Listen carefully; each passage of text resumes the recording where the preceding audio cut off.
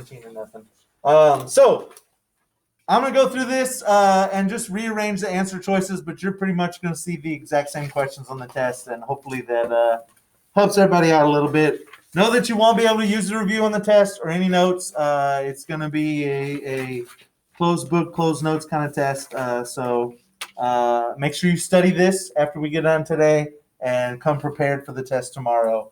And because we're kind of going through it this way, there's not going to be a curve like last time. So the grade that you get is the grade that you get, so make sure you study on it.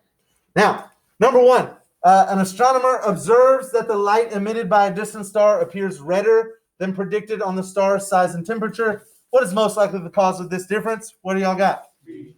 B or D? B. The star is moving away from Earth, causing its light to increase in wavelength. Yes, it's moving away from Earth. The wavelength is getting longer or increasing, which is making it look more red. That is true. So moving away, true. B. 2. A police car drives past you as you stand on a street corner. The siren has a higher pitch as the car approaches and a lower pitch as the car drives away. What causes this phenomenon? A. We got more A's, so I'll start with A. As the car approaches, the sound waves from the siren are compressed. Yes, so as it's coming towards you, they come faster and the wavelengths are shorter, so they're compressed as the frequencies their frequencies increase. So higher sound as it comes towards you, and then lower sound as it goes away. The reverse happens as the car drives away. A. That sounds true.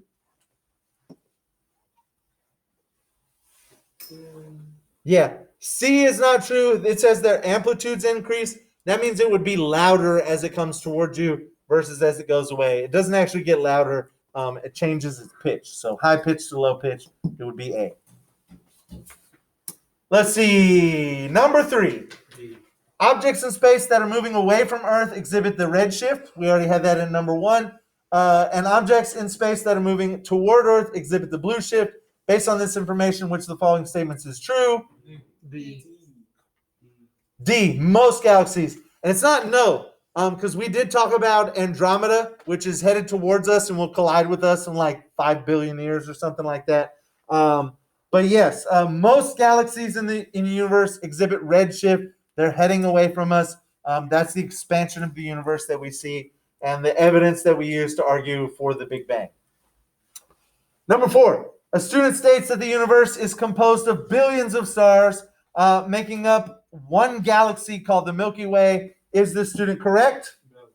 D. No. D. The universe is composed of billions of galaxies, each of which have billions of stars. So they're right that there's billions of stars in the Milky Way, but we are just one galaxy of billions of different galaxies, each of which has billions of stars, which is a lot of stars. Number 5, why are the 2 most common elements in the universe hydrogen and helium? B. They're the simplest. The more complex elements in the universe are formed from fusion between simpler elements. That is true. So everything starts off hydrogen and helium at the Big Bang. It takes several life cycles of stars to fuse bigger and bigger elements together and supernova explosions to make them even bigger. So we start simple and get bigger. Hydrogen and helium are not the most complex. They're the most simple. They're not the most durable. They're just hydrogen and helium. They're the same durability as any other element. And they're not least affected by gravity. They're just the same as everything else. So approximately, number 6, approximately how long does science estimate the Big Bang occurred? C. All right, so remember, the Big Bang is not just our solar system. It's the whole universe. So that's going to be the older age, which is C. Later, they ask you about the age of our solar system, which is going to be younger than that. So whole universe, 13.7 billion years with a B. Answer C is the correct answer. What is a galaxy? C, a group of billions of stars. That's true. And that's kind of answered in that previous question. So if you got that other question right, that should help you out. Don't always get in the pattern of using other questions to answer your questions, because if you get one of them wrong, it could snowball for you. But yeah, it was C. Billions of stars. A group of billions of stars is a galaxy. Now this one, compare the rock layers at each locality. So just to go through it before we get to the answer, this shell is the same as this shell. It's just turned a little differently, but same shape. Is the same as this one, and these two match up too. So this one's going to come all the way down and have the lowest point right here. This one's going to come down just a little bit and have a lower point in the middle. This flower should be the top point. So this is the lowest. This is the top point. This one's going to be in the middle. It should be 1. Wait, are they going oldest to youngest? Yeah, oldest is on the bottom. 1, 3, and then 2, which is B. 1, 3, and 2. Okay, so we have the geologic time scale in all of its glory. Which of the following is not a Precambrian eon? So they say B, and you can see here, Cambrian, come on, it's right here, and we have Hadean, Archean, and Proterozoic. Hadean, Archean, Proterozoic all come before the Cambrian. So these are all 3 Precambrian. The other one that they mentioned, which is what? Phanerozoic, that's what the Cambrian is in. All the Phanerozoic comes during or after the Cambrian, so not Precambrian. Number 10, what type of event marks the boundaries between Ordovician and Silurian periods, the Permian and Triassic periods, and the Triassic and Jurassic periods, and the Cretaceous and Tertiary periods, all the periods. It's going to be C. And we've talked about this a lot. Mass extinctions is what you're looking for. That's going to be the thing that killed all the life and caused the change in time frames. They didn't cause the change in time frames. That's where we put it. Because all the fossils changed. Everything changed. So on this question, you're not going to see this exact question on the test. I'm going to change it up a little bit. I'll either give you a percentage or another fraction, but we kind of went over this yesterday. What's the correct answer? D, 2.1 billion years. And here's why. 1/8, if we come over here, which of these percentages is 1/8? It's 3, the 12.5%. So 50% is 1/2, 25% is 1/4, and 12.5% is 1/8. So it's undergone 3 half-lives. So 704 million years times 3 is going to be 2,112 million years, which 1,000 million is a billion.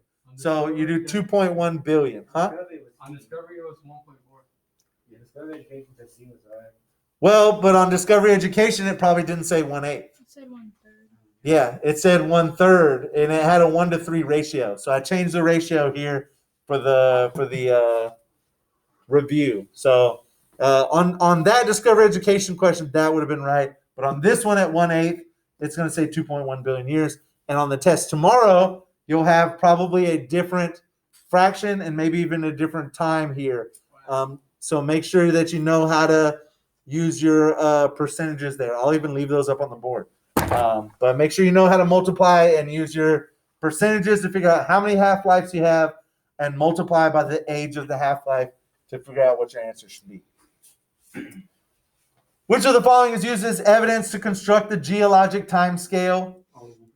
Yeah, fossils, yes. Radiometric age data, yes, we want to figure out the exact ages. And then comparative studies of different rock sequences, yes. We can use all those to kind of build the story of Earth's history. Which series shows the divisions of geologic time arranged in order? Eon, era, period, epoch. That's up here at the top if you're like, I don't know. Eon, era, period, epoch, B, as in boy. Number 14, which statement best summarizes the source of most of the oxygen present in the atmosphere? Cyanobacteria, yeah. Oxygen it wasn't really present in the early atmosphere. Something had to kind of release it and allow it to be combined in a way that's breathable oxygen. And so little bacteria called cyanobacteria help produce and emit oxygen as a waste product of photosynthesis. Just like the plants do today. But they helped in the early oceans. They were very, very plentiful, and they helped produce a lot of the oxygen in the atmosphere. Early Earth was a pool of molten metals. What metal sank to the Earth's center to form the core? D. Iron and nickel. Iron and nickel are going to be in the core. Which force or process is primarily responsible for the principle of original horizontality? D. Gravity. If something's going to be horizontal, like if I pour some sand out and it all spreads out along the floor, it's going to be gravity that's causing it to spread out that way and not letting it pile up. Uniformitarianism. What does uniformitarianism state? B. Processes occurred in the past operate in the same way as they do in the present. Yes, it's uniform. The stuff that happens now happened then. It's all the same. Uniformitarianism. What is an inclusion?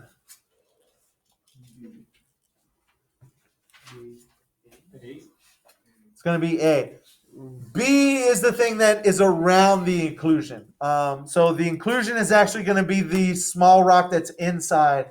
So it's a rock that's enveloped by another rock.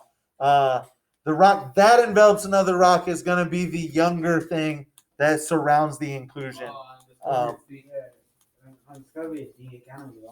It's what, D? It counted A Yeah, wrong. counted wrong, I put A. I'll go in and look at that, but that's A is going to be the correct answer. What? Well, I know which one it's in. A rock that is enveloped by another rock is an inclusion. And they said it was what? D. B or D? D. D. A bend in a rock causes no. That's not even no.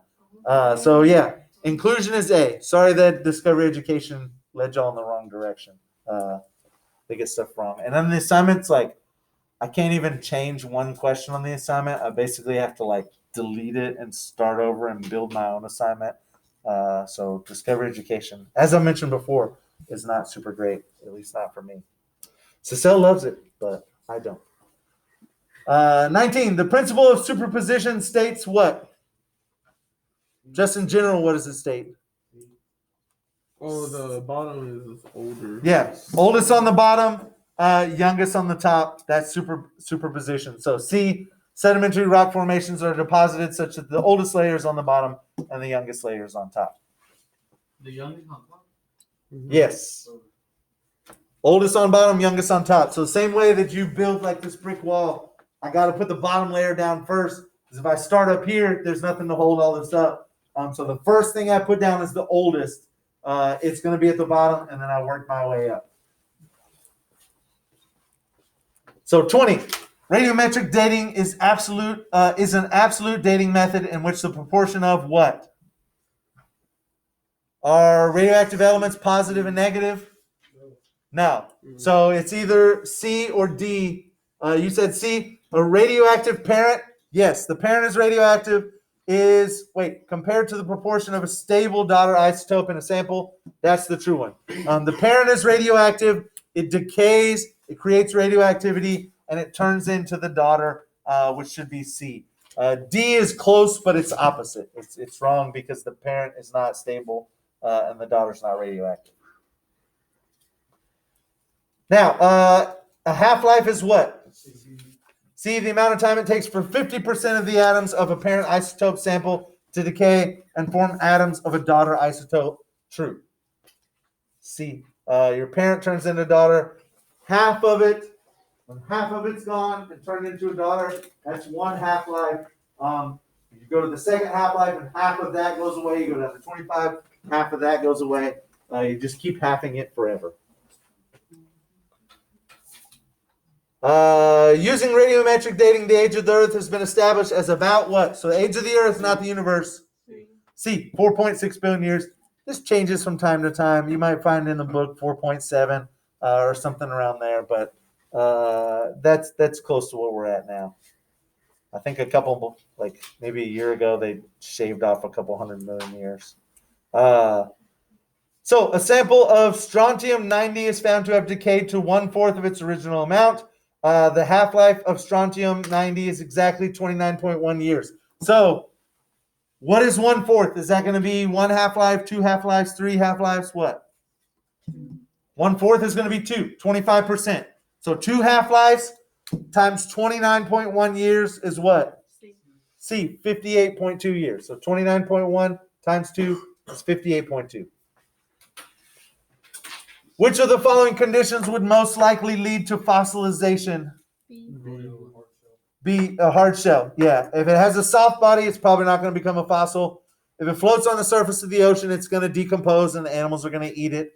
And then all of the above is not right because A and C are not right. It's only B. 25. An imprint of a leaf is found in a layer of sandstone. Analysis on the fossil shows that no organic material remains. What type of fossil is this? Yes, if it's an imprint, it's going to be a mold. So I've like imprinted the shape and the structure of that leaf into the rock. That's going to be a mold. Nice, and that's it. No. 25 questions. I'm going to rearrange the answers, maybe even change the order of some of the questions. But it should be pretty good. And if you study, you should be able to do all right on the test, maybe even 100. Hopefully not everybody gets hundreds, but I guess I can deal with that. So You're not doing a curve exam?